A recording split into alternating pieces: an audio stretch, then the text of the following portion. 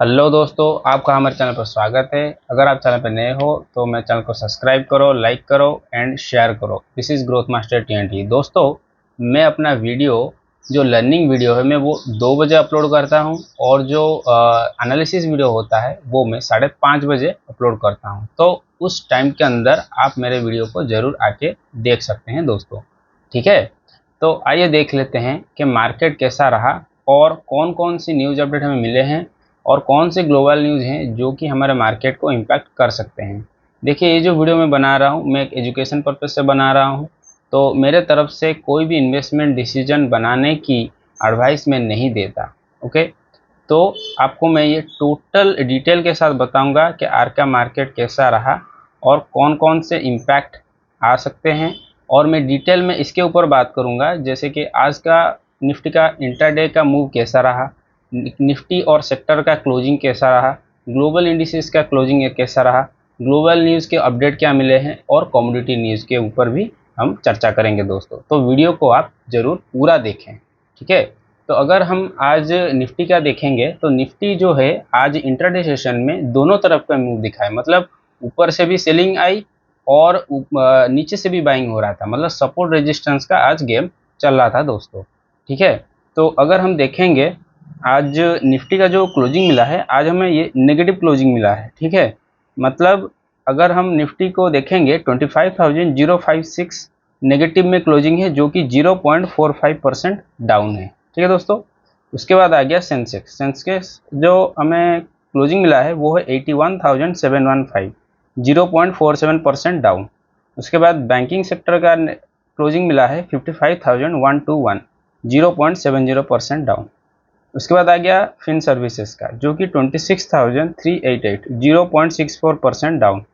FMCG का हमें closing मिला है 55,378, जो कि 0.18% अप है। ठीक है, तो उसके बाद आ गया IT सेक्टर 34,994, जो कि फ्लैट है आज दोस्तों। ठीक है, उसके बाद हो गया मेटल, जो कि 10060, जो कि 0.68% डाउन है।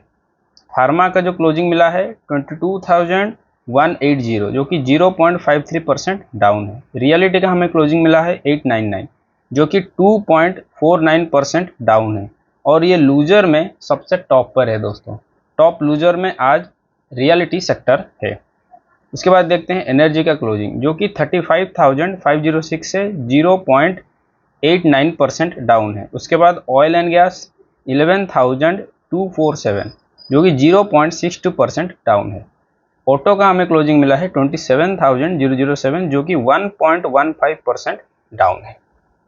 और मिड कैप 100 का जो क्लोजिंग मिला है 57,924, जो कि 0.98% डाउन है। और स्मॉल कैप 100 का जो क्लोजिंग मिला है 18,069, जो कि 0.67% डाउन है।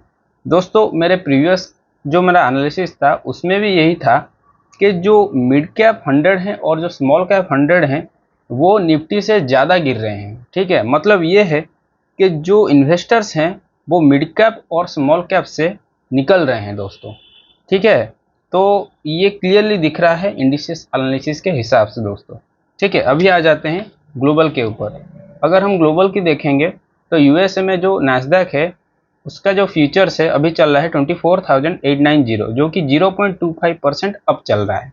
ठीक है, उसके बाद आ गया डाउ। डाउ का हमें दिख रहा है प्राइसेस जो अभी चल रहा है फ्यूचर्स का प्राइसेस वो है 46,628, जो कि 0.02% डाउन है। मतलब फ्लैट ही चल रहा है अभी का।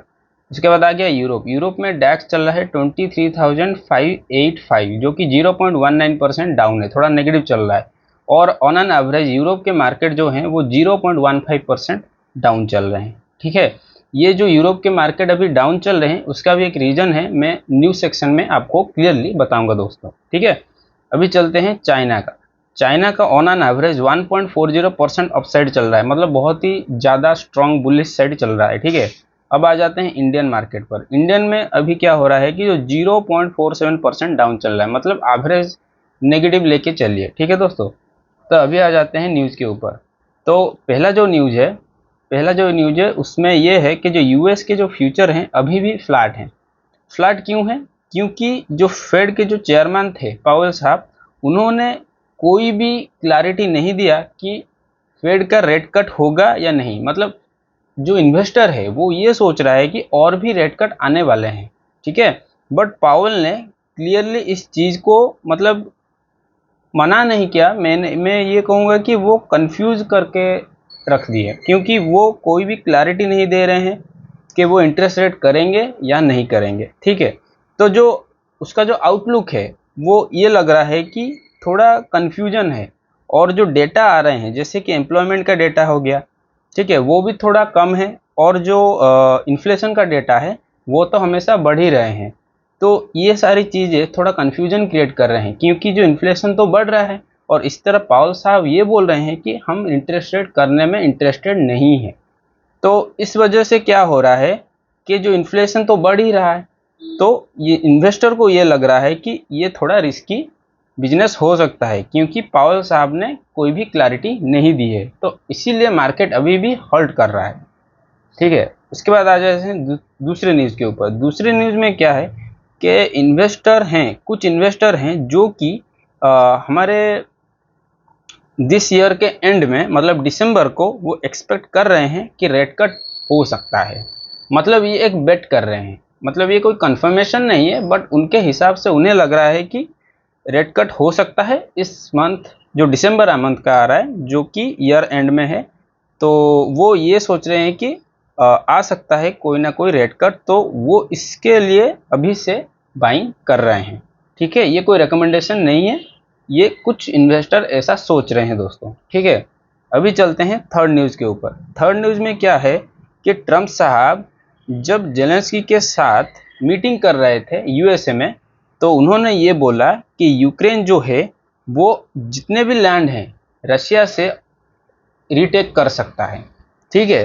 तो इसी वजह से जो यूएस के जो डिफेंस स्टॉक्स थे वो बहुत ही ज़्यादा रैली करने लगे, ठीक है दोस्तों।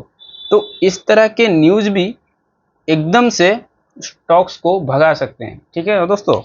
तो अभी देखते हैं फोर्थ न्यूज़ पर। फोर्थ न्यूज़ में क्या है कि इंडिया जो है, जो उसका जो एम्प्लॉयमेंट पॉपुलेशन है वो एआई टूल्स को एम्ब्रेस कर रहा है। मतलब वो जो जॉब में जो लोग हैं वो ज़्यादा से ज़्यादा एआई टूल को यूज़ कर रहे हैं। बट ये सच में ग्रोथ देगा या नहीं देगा, ये थोड़ा अभी अनक्लियर है। ये डेटा आने के बाद ही पता चलेगा कि जो एआई टूल्स हैं वो सही में जो एम्प्लॉयर है या एम्प्लॉयमेंट है उसके अंदर सही में ग्रोथ ला रहा है या नहीं ला रहा, ठीक है। अभी आ गया फिफ्थ न्यूज़। फिफ्थ न्यूज़ में क्या है कि जो सॉफ्ट बैंक है वो अपने सब्सिडरीज को 23% से एआई से रिप्लेस कर रहा है, ठीक है दोस्तों।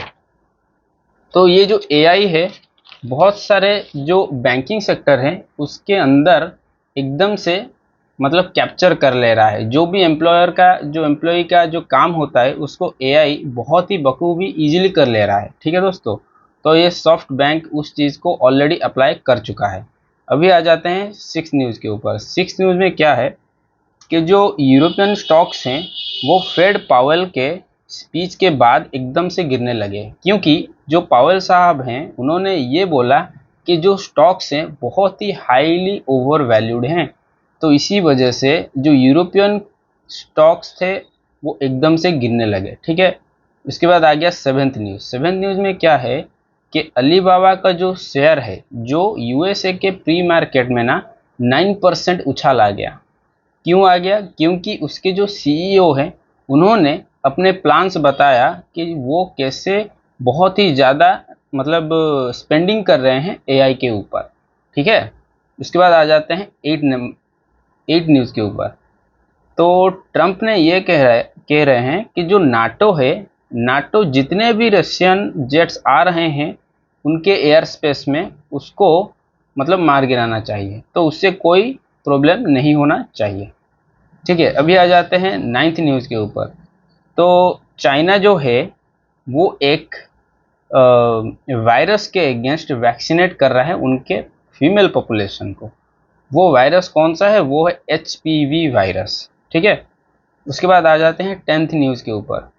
फ्रांस के जो प्रेसिडेंट है मैक्रोन, वो बोलते हैं ट्रंप को कि अगर ट्रंप को सही में नोबेल प्राइज़ चाहिए तो वो गाजा का जो वार है उसे बंद करना चाहिए जल्द से जल्द, तभी जाके वो नोबेल पीस प्राइज़ के लिए एक हकदार बन सकते हैं। तो अभी आ जाते हैं कमोडिटी के ऊपर। दोस्तों कमोडिटी में क्या है, जो गोल्ड है ना एकदम से भाग रहा है दोस्तों, बहुत ही मतलब 1-2 महीने से क्या हो रहा है, जो गोल्ड है एकदम से भाग रहा है। पहला तो रीज़न ये है कि जो अभी फेड का जो स्पीच था, ठीक है, तो वहाँ पावेल ने बहुत ही ज़्यादा कॉशन दिखाया कि जो ग्रोथ है, इन्फ्लेशन है और इंटरेस्ट रेट है, वो थोड़ा कंफ्यूज है इस चीज़ को लेकर। तो ये भी एक अनसर्टनिटी क्रिएट कर रहा है, मतलब फ्यूचर इकोनॉमिक ग्रोथ को। तो ज़्यादातर इन्वेस्टर जो गोल्ड का जो सेफ हेवन है उसको बाय करने में लगे हैं, ठीक है। ये हो गया पहला रीज़न। दूसरा रीज़न ये है कि अभी जो है जियोपॉलिटिकल अनस्टेबिलिटी बहुत ही ज़्यादा बढ़ चुके हैं दोस्तों, ठीक है। जैसे कि यूरोप का हो गया, ये जो रशिया और उसका जो एयर स्पेस नाटो का जो चल रहा है, ये एक पहला न्यूज़ है। दूसरा वाला जो है जैसे कि गाजा का वॉर है, ठीक है। तो इस तरह के जो जियोपॉलिटिकल अनसर्टनिटीज हैं, तो इससे लोगों को और इन्वेस्टर को थोड़ा डर लग रहा है कि कुछ ना कुछ हो सकता है, तो वो अभी से गोल्ड को बाय कर रहे हैं। उनके हिसाब से ये एक सेफ हेवन हो सकता है। तो दोस्तों अभी जो गोल्ड का फ्यूचर अभी है वो अभी चल रहा है 3775.56 पर डॉलर, ठीक है, जो कि 0.30% अप है, ठीक है दोस्तों। यही था टोटल ग्लोबल एनालिसिस दोस्तों। अगर आपको मेरी एनालिसिस पसंद आई और आपके इन्वेस्टमेंट या ट्रेडिंग रिलेटेड आपकी जो जितने भी क्वेरी थी आपको मतलब उसके सॉल्व हो गए, तो आप मेरे वीडियो को ज़रूर लाइक करें, शेयर करें एंड दोस्तों सब्सक्राइब करें, ठीक है दोस्तों। आप मेरे मीडिया पर भी मुझे फॉलो कर सकते हैं, जो कि इंस्टाग्राम है और ट्विटर है, ठीक है दोस्तों। तो धन्यवाद दोस्तों एंड जय हिंद।